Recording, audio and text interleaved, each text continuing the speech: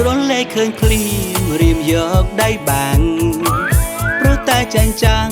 នឹងសំរស់ស្រី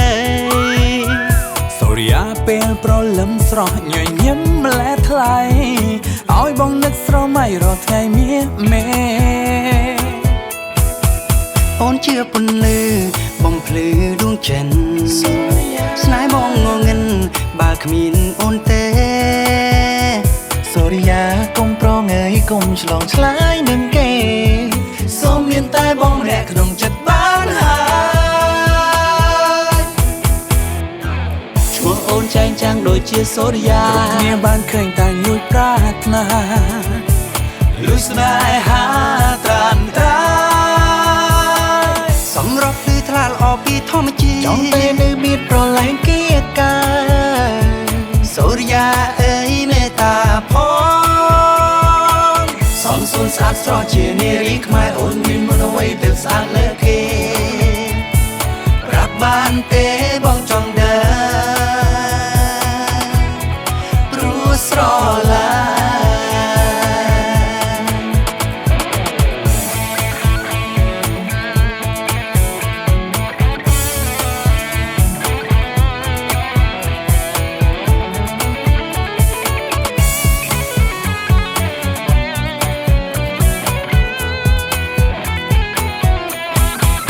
គ្រាន់លែឃើញភ្លៀង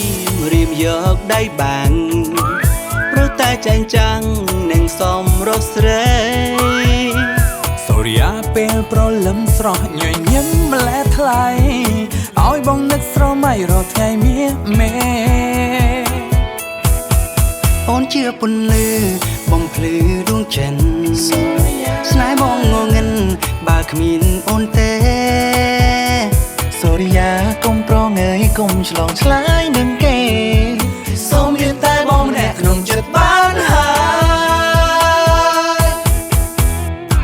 ឈ្មោះអូនចែងចាំងដូចជាសូរិយាគ្រប់គ្នាបានឃើញតែលួចប្រាថ្នាលួចស្នេហាត្រានត្រាសម្រាប់គឺថ្លាល្អពីធម្មជាតិចង់តែនៅមានប្រឡែងគៀកាសូរិយាអើយមេត្តាផងសំសួនស្អាតស្រស់ជានារីខ្មែរអូនមានមុនអ្វីទៅស្អាតលើគេប្រាប់បានទេបងចង់ដើរព្រោះស្រឡាញ់